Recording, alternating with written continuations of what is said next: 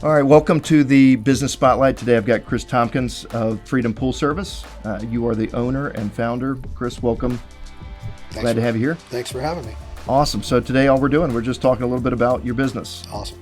Tell us a little bit about how it got started and the naming and kind of your journey.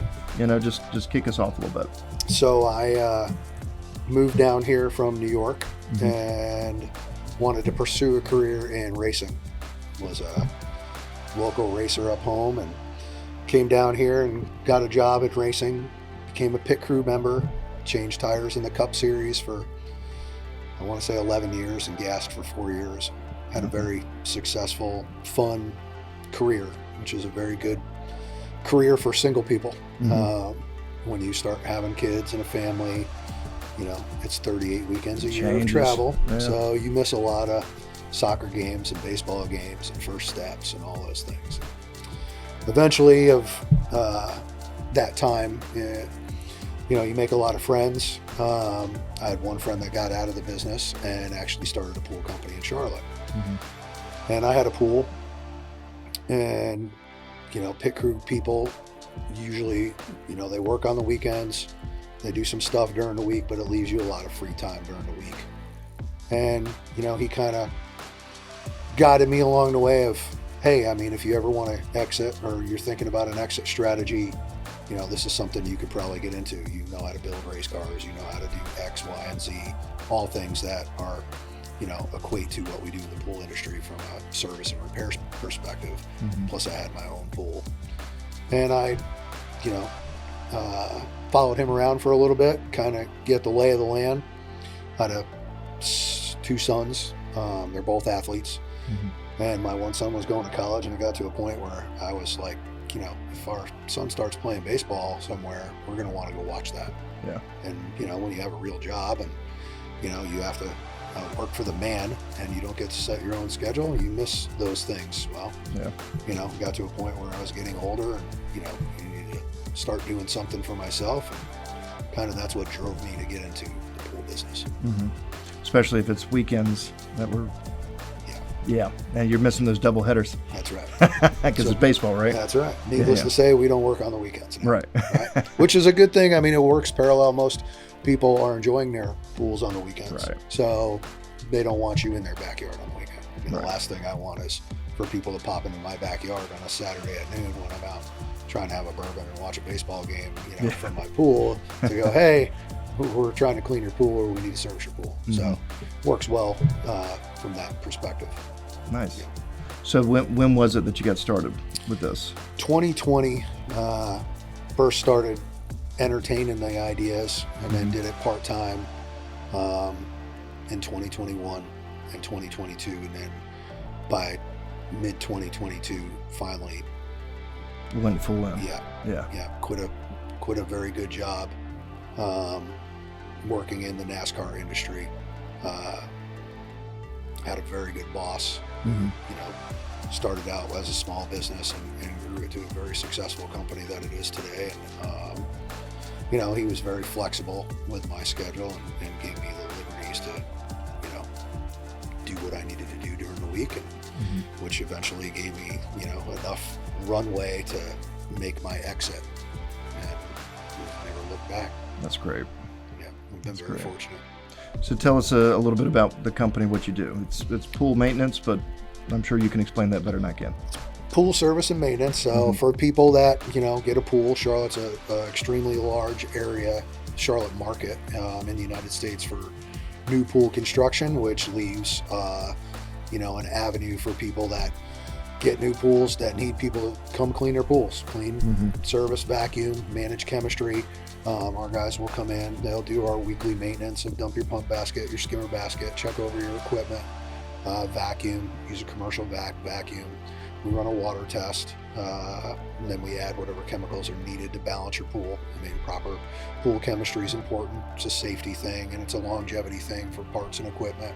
So it's something you're going to want to keep on top of. We're at every pool once a week. That water test and all that, we run an automated system from a platform called Skimmer, and it's specific to the pool business. It maps out where we're at where the trucks need to go from a route perspective, and then tracks chemistry. And then we send all that information to the homeowner so they know who was there, what tech was there, what time they were there, what date they were there, what their pool chemistry was when we showed up, and then what we added to their pool to balance the water. Yeah. And then we work for a couple different pool builders in the area. We do, when a new pool is built, it's got to go through a 30-day process where the plaster or the actual shell of the pool has to cure. And during those 30 days, you're allowed to do some things and not allowed to do others. So we manage that 30-day process. Has to be brushed. Chemicals have to be balanced for those 30 days. Yeah. You can't run a heater. You can't use salt. You can't put a vacuum in the pool. So, pool has to be brushed every day. Chemistry has to be checked. So we facilitate that for builders. We also facilitate equipment. So they'll do what's called a long plumb, which basically means they'll build a pool. They'll send all the pipes to where the equipment's going to be, and then from there we take over. We land all the equipment, we plumb the equipment, run electrical, do programming. A lot of pools nowadays, the pool industry has been trending to very tech heavy, and lately a lot of technology is in pools. So, to be in the pool industry, you almost need to have a mechanical background, a plumbing background, an electrical background, a chemistry background, yeah. and now a programming background. Right? I mean, supercomputers run some of these pools, and you can do everything with your phone and turn them on, turn them off, turn this on, turn that on. Yeah. So we do all that too. So we do everything, but pretty much dig a hole. Yeah, so. That's pretty cool. And I heard you say the plumbing. So where does that stop and start? You don't dig the hole. We don't dig the hole. But then there's a group of people that, when they do an in-ground pool, that it's called a long plumb, where they run all the long, piping all the way back to where the actual pool pad and electrical is going to be, right? And then all that is plumbed up and pressure tested. So they check all the joints going back to the pool, right? And it sets for a couple days. Make sure all those joints hold pressure and there's no issues, and then we come in and we cut that out, and then we start plumbing for or to the equipment. Okay. So then at that point, it's whatever the homeowner and the builder has decided to put on the pool. So there's a lot of different, we have pools that have fire bowls, that have deck jets, that have waterfalls, that have infinity edges, that hot tub pool spillover combos. I mean, there's a lot of different. If you can think of it, it can be done in the pool business. Yeah, I'm sure you've seen a lot. There's a lot of different. What's the coolest setup you've seen or heard about? One of your guys has told you about. We have a really, really cool pool in Kannapolis that has all the bells and whistles, fireballs. There's been a couple commercials shot there, maybe even a Real Housewives episode. For those that might know, but great homeowner, great pool. We have another really, really spectacular pool that has a 2.5-story, 90-foot commercial water slide on it. Oh, wow. That is the equivalent of about 6 residential pools. Sunken fire pit, swim-up bar, beautiful. Man, people go nuts with their pools. Yeah. They really invest into them. Yeah, there's a lot of pools on the lake, both lakes. We service both lakes. So actually we service 3 lakes. We service Lake Norman, we service Lake Tillery, and we service Baden. Okay. And Lake Tillery has a lot of vanishing edge pools. Huh. So all the houses are, high up. So while you're sitting in there, it just looks like the pool spills right into the lake. So there's some beautiful pools out there, that a couple pool builders in this area that are local build. Yeah. Is that kind of like a keeping up with the Joneses thing? Somebody gets it and then everybody down the street has got the same thing? Yeah. I mean, or I guess, it's one of those things where if you see that and you didn't think about it, now you're thinking about it. So it's definitely something you want. I mean, if you have a view like that, you might as well enjoy it from every spot, whether it's the back patio, the kitchen, or the pool, right? It used to be, I used to think it was just the wives, right? Like it was, but it's not, is it? It's, you go over for the barbecue and then it's like, no, he's got one, I want one. Yeah. So it's the husbands. I find most of the time the wives are the restrictor plate of the they're the ones holding the purse strings back a little bit. Yeah. I would think. The husbands are, I gotta have this, I gotta have that. Oh, that's cool. We should definitely put that in. Yeah. Yeah. Like the pool's in the same category as the vehicles. Yes. That's the guy's thing. Yeah. And you can only build it once, so I mean, you might as well go all out when you do it. Right. Right. You can't take it with you. Yeah. Nice. So this is going to date me. This is circa 2006. Josh got one of his first jobs at Carolina Pool Management. So it was lifeguard, but you also check the chemicals and everything. So I know how ridiculous it. I mean, this is technology 20 years ago. So I was still doing the little droppers and At least that's the industry standard still. Still okay. Yes, sir. Yeah. But none of that other stuff existed, where it was, you could check it on your phone or anything like that. So it was a task. Yeah. But it's amazing how quickly, just in the same day, those chemicals would change, especially if there's a lot of people in the pool. A lot of people, different weather. Yeah. Whether we get a lot of rain. Bather load is, the amount of people in the pool can definitely change a lot of different things. Right. Whether how old the pool is, how it's curing, if it's in its startup process, what you need to add. We try and take, largest pool show in the United States is in New Jersey every year in January. Mm-hmm. And it's a great pool show. It's a Northeast Pool and Spa show. It's in Atlantic City, so sometimes it can be expensive. Mm-hmm. But we try and take as many guys as we can there. They offer like 130 different classes for the week that the pool show is there. And they have the largest exhibition floor of all the pool shows in the U.S. And there's several. And it's a great tool for us to bring guys to, and any guy.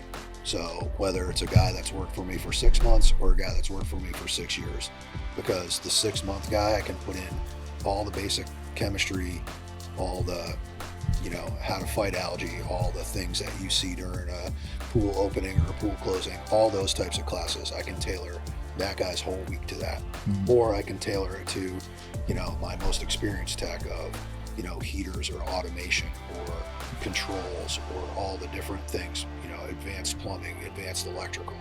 So we spend a lot of money on our people to try and make sure that they are trained sufficiently, so when they actually hit the ground and are in the real world, they understand, hey, this affects this, because it's easy to just add chemicals. Anybody can do that. But what those chemicals do, and does that chemical affect other chemicals, which it does. If you change one thing in a pool, you're changing other things, and you have to know how much to change X. So when Y and Z change, they're not either out of spec, or they're not hurting something, or they're not hurting someone. Yeah. So there's a lot to pool chemistry. So that hasn't changed. Yeah. Believe it or not. I bet it was tough. It was tough just I had a little neighborhood pool. And if it was a cloudy day and there was no kids around, then that was pretty easy. The second it was a nice hot day and there was a lot of kids in and out of the pool, man, there were some days I just couldn't keep up with it. I'm sure. And kids do things in pools sometimes. They sure do. Yes, sir. Yeah. Well, yeah, on that note, just I guess you're doing a lot of new construction, but I'm assuming you're taking clients that have had a pool for a long time. Yeah. You ever ran into a situation where you just couldn't fix the pool? You had to drain it or something like that? There are sometimes you have to be careful with certain pools that you drain. Mm-hmm. We service everything. Yeah. Unlike some other companies in the, greater Charlotte area or this area, we service above ground pools, $5,000 Walmart pools all the way to $500,000 customs, and then some. So we service a wide range. We service above ground, in-ground liner, in-ground fiberglass, in-ground plaster, in-ground pebble tech. So every version, this area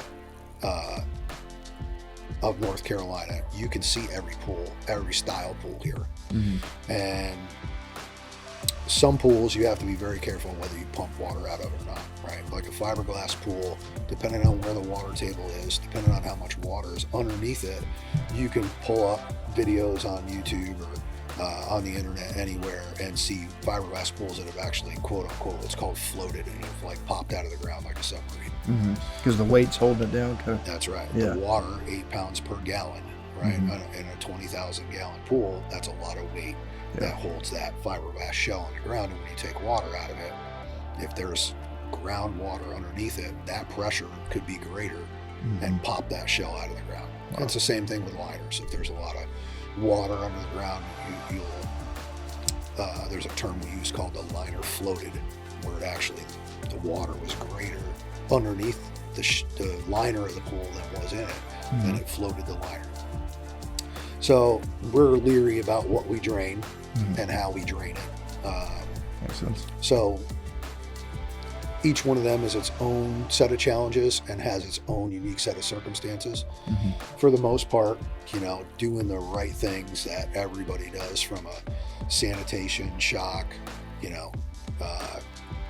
killing all the living and then outgassing all the non-living with different chemicals, and then flocking the pool and then vacuuming it. You can save pretty much most bodies of water that are worse than you would think. So on our website and our social media, we got a couple of examples of black pools with, dead animals floating in them that we've fished out and been able to make that water crystal clear, sanitized, and good enough to swim or drink for that matter. So wow. Okay. There's a lot of good pool chemical companies out there. Like some started actually as water treatment companies that have transitioned into the pool business. So we utilize them a lot. I bet. Yeah. So along those lines, like, what are some misconceptions about your business or just the industry in general? Misconceptions in the business.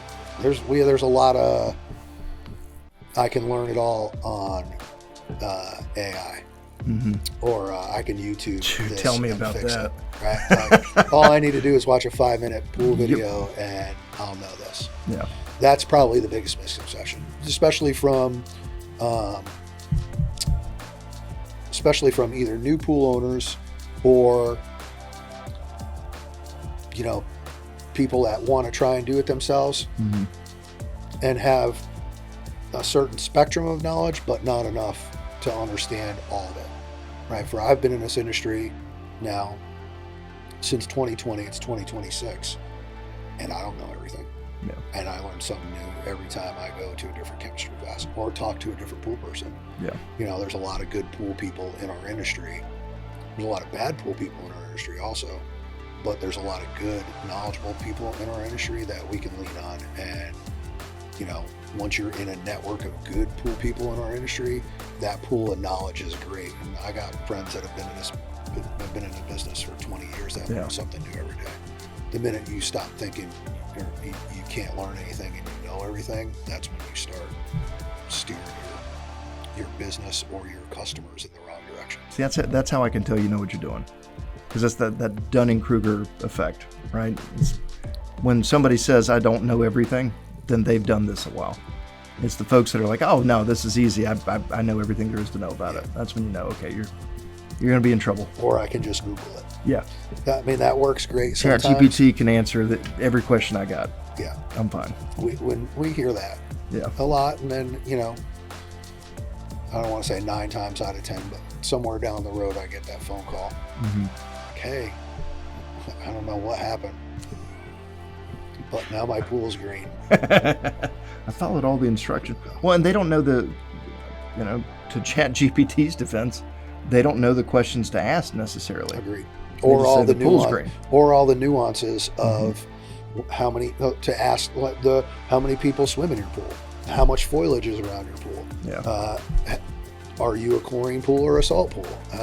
What's your, what was this level before you put this in? Did it rain yesterday? Because there's a lot of things that, so that's the biggest thing that's the biggest challenge.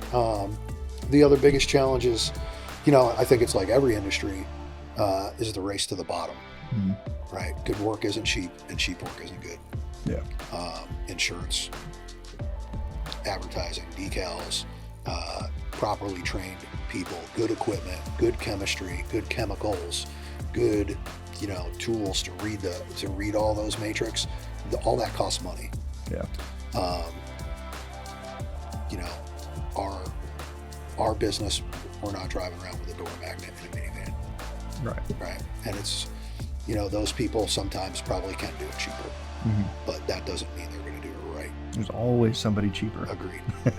And our, I don't, I'm a very much quality over quantity guy, always. I've ran a couple other businesses before I did this. I started another business before this business, and quantity usually never wins over quality. It may in the short run, but at the end of the day, it winds up costing you more somewhere down the road. Yeah, I agree. And on the flip side, I was that person at one point. I was doing freelance work when I first started, and I was super cheap, because to me back then, $200 was like, that was gold. I'd work with you for weeks, just on just a little bit of cash, because I was learning. But I probably took 10 times as long to actually get that job done as I would now. Agreed. Yeah, and it's the same thing, but you get what you pay for, right? That's the saying. So you mentioned good people, and you mentioned that a little bit when we were first talking, I think before we were starting to film. But you don't do contracts, or you said, we do everything on a handshake deal? Pretty much. I mean, I tell people I'm a 51-year-old salty Army vet from New York, and I don't sugarcoat anything, and we say what we do and we do what we say, and we're gonna be there every week. This is the things we're gonna do. This is what it's gonna cost, and if that works, we don't have any contracts. If you don't like us, you fire us. Right. If my guys don't do their job, I fire them, and if customers don't pay me, I fire them. So I mean, it works out. And it's an expectation level. Our job is to exceed your expectations, right? So if everybody understands the expectation level, then it's real easy to exceed that, right? So if I know what your expectations are, I can come in and exceed those expectations by doing what we do, right? Because that's our job as a business, right? And it is a customer service business, so our job is to deliver a certain level of customer service that exceeds your expectations. That way you're happy. That way the circle continues. If you sign a contract, like most contracts in different services, right? And I'll use landscaping for an example. I've heard of customers. We signed with this landscaping company 8 months ago, and they were lights out, awesome for the first month. And then I needed to get this mulched, and then I needed these pine needles, and that never happened, or this never happened. Or then they quit showing up. I hear they quit showing up a lot. Yeah. So I think that gives customers a level of security to know that they're not roped into anything and they're not stuck with anything. And if they're not happy, and I tell them, if there's ever, let's have a conversation. I try and be an effective communicator, right? In military teams, I run my business like that, right? Try and communicate effectively, try and make sure my team of guys is a team and it is always pulling in the same direction. And we're unique in that, our business, because we run a team orientated deal, and I try and put 2 guys in a truck so they can cover each other, make sure that they're covering each other's back, making sure nobody missed anything, making sure they got an outlet, somebody to talk to. It gets to be a long days in the summer when you're grinding. When it's 100 degrees out, you're cleaning pools all day on Thursday, right? And then also, if one group of guys is done, and maybe this group of guys, they've been in the weeds all day, that they automatically know they're going to go there and help them out and pick up some of their slack. And this guy, when he gets done, is going to see that, and he's going to pick up their slack. And that way they're all moving in the same direction. And they're all, not one guy has to do the heavy lifting, that they all do the heavy lifting.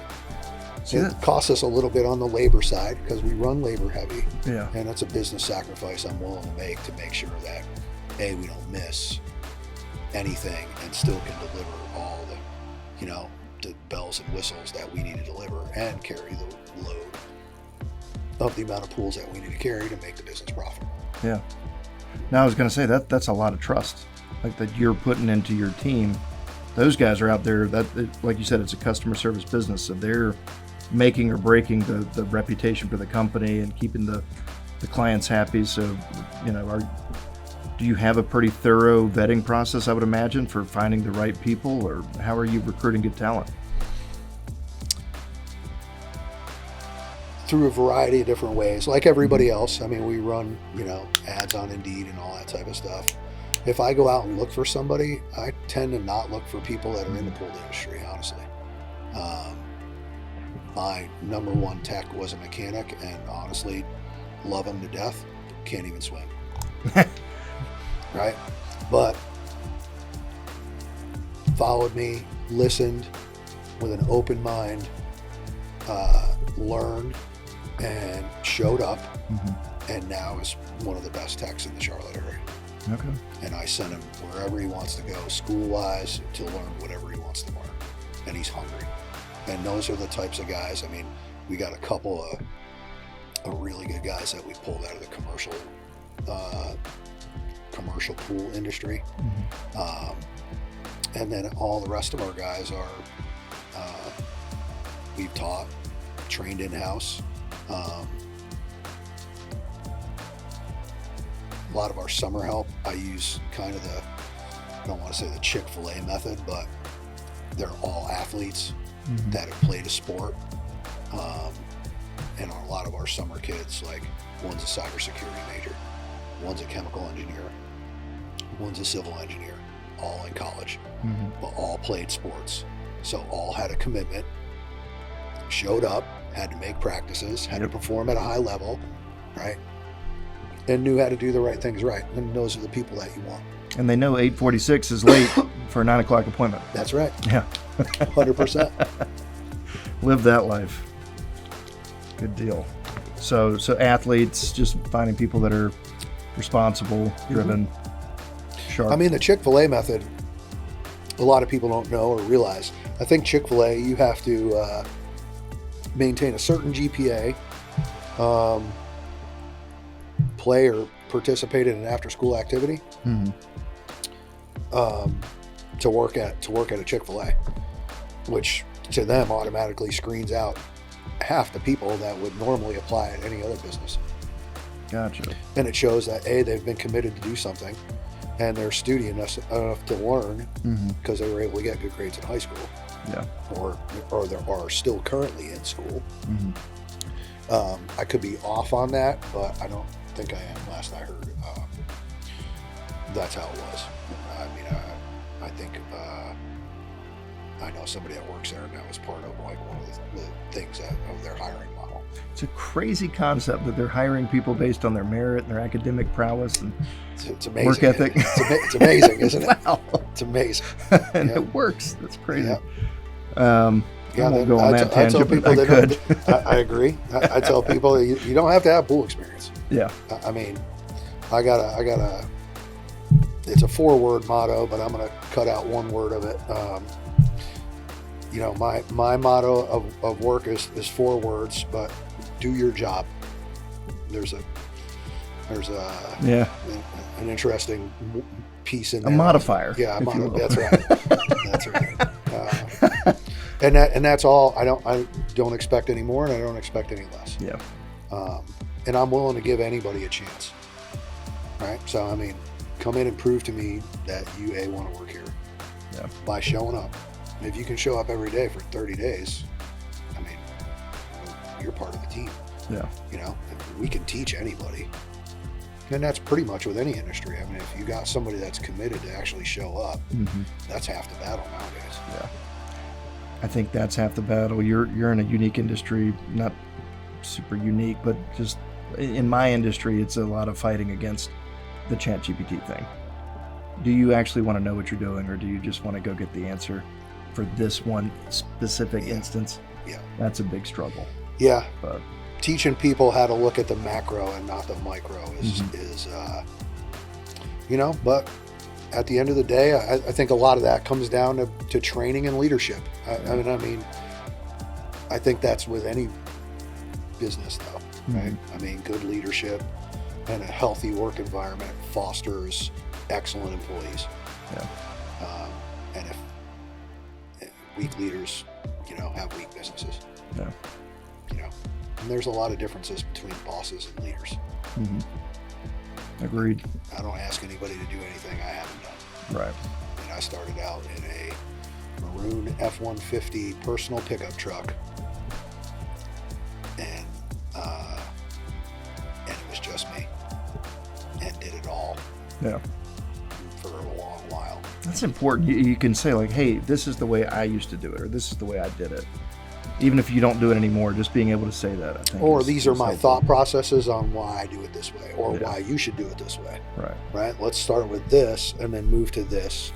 That way you're not, it's simple things I tell guys. As you go back to the truck, you should always take something back with you. If you're on a big job, if you go back to the truck, trash should always go back with you. Yeah. Or something you're not using should always go back with you. Be productive with Yeah. just even the walk back to the truck. Yeah. Economy of motion. Yeah. And time.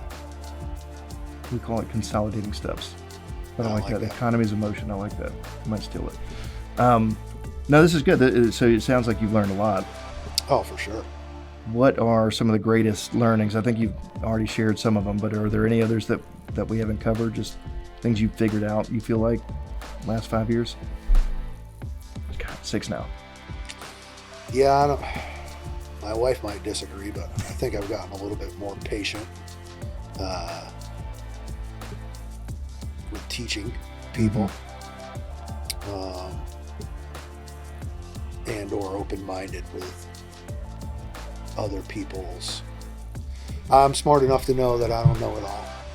No. Now, and it took me a while to get smart enough to know that my way wasn't always the best way. So I think that's something like as you grow and learn, other people's opinions have value. Yeah. It doesn't mean that you're always going to use them, but you want to take in as much of that knowledge as power. Yeah. Right. And other opinions are a good way of making sure that you're not too narrow focused and you're not losing sight of the big picture. Yeah. Especially from people that are still doing it every day. Because now I'm fortunate I get to work on the business instead of for the business. Where when you're starting this and you're in the weeds, you don't have time to get business cards or push Facebook or get a website or especially if you answer the phone. I mean, the hardest part of the job is to answer the phone and show up. Yeah. Right. That's not that hard. Right. Everything else comes after that. But if you actually answer the phone in today's market, in any of the trades, you can absolutely build a business and a brand. Right? Absolutely. At scale. So do you have somebody still doing that? Answering the phones? I do. You still do? I answer the phone. That's great. Yeah. Yeah. That's, right now, I don't, we've entertained the idea of this and that and getting an AI receptionist and yada, yada. But when you call Freedom Pool Service, the guy that answers the phone owns the company. That's great. And I'm the one that makes the appointments, schedules the workload. We have an accountant, but I do all the books and, put everybody in the system and so on and so forth. And eventually we'll get away from that, but I don't want to get to the point where I'm too big, where I lose track or lose touch of the pulse of my business. Yeah. And, we service 188 pools a week right now. Wow. And by the summer, we'll be back once we start opening all our pools again. That we have people that close for the winter. Once we start opening those pools out and the new pools that are in construction that we absorb as weekly maintenance customers of homeowners that want a service to do that what we do and they don't want to do it, then we'll probably be, I would hope to be 250, 260 this year. Nice. Ultimately, I would never want to get more than 300 bulls. Just me personally. I think you would start to lose touch. Yeah. I would personally start to lose touch. Right. And I just don't think it's not something I'm ready to give up yet. And something people don't realize, like the business growth is not so linear, that there's steps to it. There's stages. Yes, agreed. Size company, the size of your client base. Yeah. Yeah. That's There's important. a thought process formula in the pool world of how many pools you need to add another truck, or how many pools you need to add another person. I don't follow that. And we leave money out of the business because of that, right? But like hiring more people than what we need in the summer. You know, you're supposed to have X amount of pools for every person and every truck. Well, we're way over. We have 8 trucks. So, I mean, in theory, that would mean I would need 400 to 500 pools if I followed everybody else's math. Yeah. But I don't have to drive all 8 trucks. They don't all have to go service pools. I would rather have 6 trucks running with 12 people in it than 8 trucks with 8 people in it. Right. Would the business make more money? For sure. Would we slip things through the crack? And yes, 100%. Yeah. So that's why still not being so far detached from the business by having so many people to me is important, or having so many customers to me is important, because you can only serve so many people. Yeah. Right. And at the end of the day, something's going to sacrifice, and it's going to be customer service. And when you get to that point, you know, then you start losing trust. Then you start getting slammed on Google. Then, you know, then it's just then, you know, we've built a very good reputation, I think. We serve our community and we serve it well. And I don't ever want to get to the point where somebody goes, you know, those guys just dropped the ball and didn't do X, Y, and Z. Or we used them and we just didn't have a good experience. Yeah. Now, we can't please everybody. I'm also a realist, and I understand that, right? There's people out there. There is always somebody There's that you cannot make happy. That's right.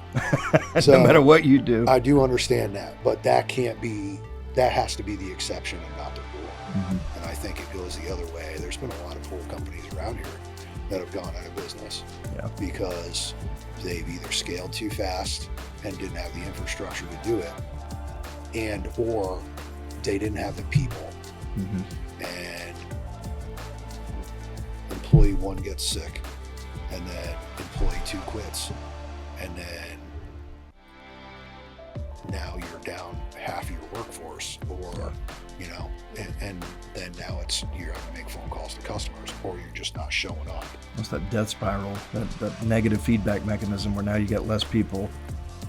People are getting, you know, clients are getting upset. You're not able to service at the same quality, or, you know, you got guys out there scrambling. That's not a good work environment. It all feeds into itself. So I think the way you're doing it is, maybe it's not on, you know, mathematically the most efficient way, but it prevents that from happening. Agreed. And It got a lot of benefits to it. And we've put a lot of money back into our business.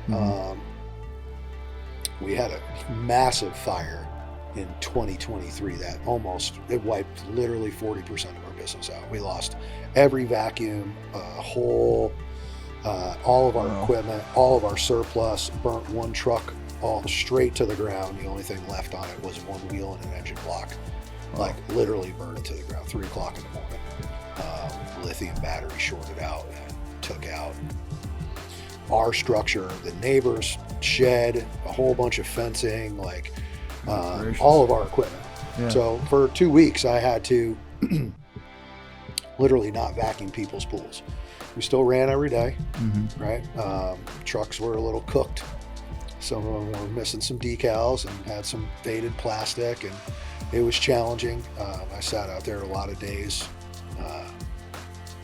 It's amazing how humbling it is to sit in a chair in front of a pile of ashes and try and remember everything you lost for an insurance company.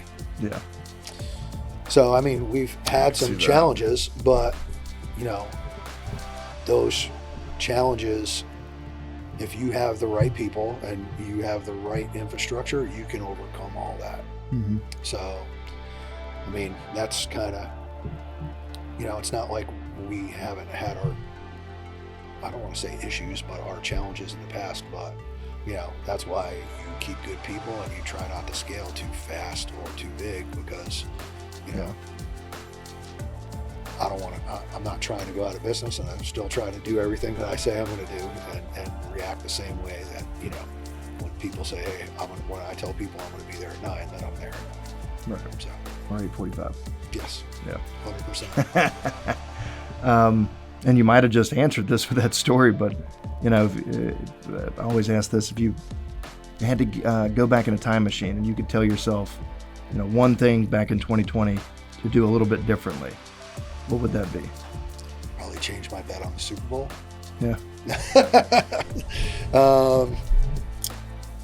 Man, that's a good question.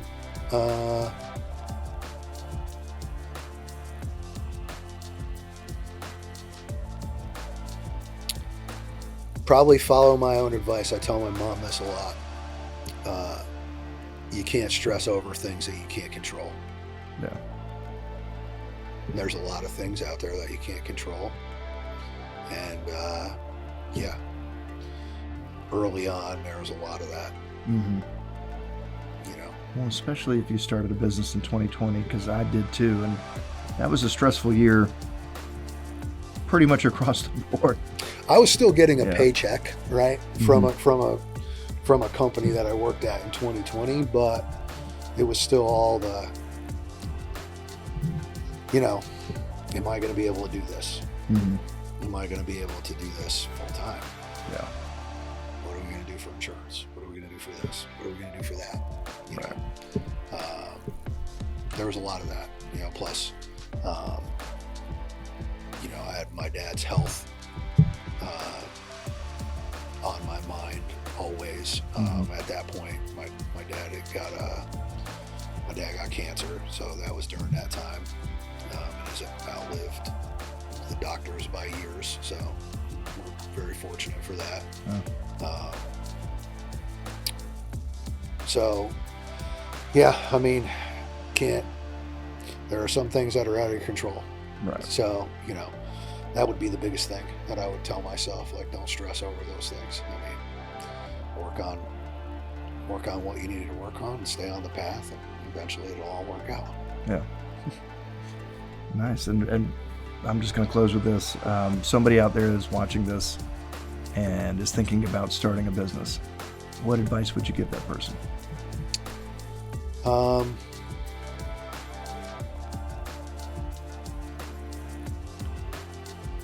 Surround yourself with quality people and supportive people. No. Because not everybody wants to see you succeed. Unfortunately, very true. Fortunately and unfortunately. Yeah. Yeah. But fortunate you know that. Yeah, but you know, you got to be strong. You got to prove people wrong, and that is there's a lot of joy in that when that happens. Yeah. So absolutely. Well, Chris, I appreciate you taking some time just sharing awesome. some of that. Yeah, I appreciate the candor, the history, the learnings. It's been great. It seems like your business is doing phenomenally well. And for anybody that's watching this, you know, if you're in the Charlotte market, you got a pool, definitely give Freedom Pool Service a call. Sounds like they do a wonderful job. Great. Thank you for having me. This has been an awesome experience. So thank you very much. Great. For those of you that are watching, please, it helps the channel out. Be sure to like, comment, share, subscribe. We need some subscribers, so just hit that button if you will. And we'll see you next time. Thanks.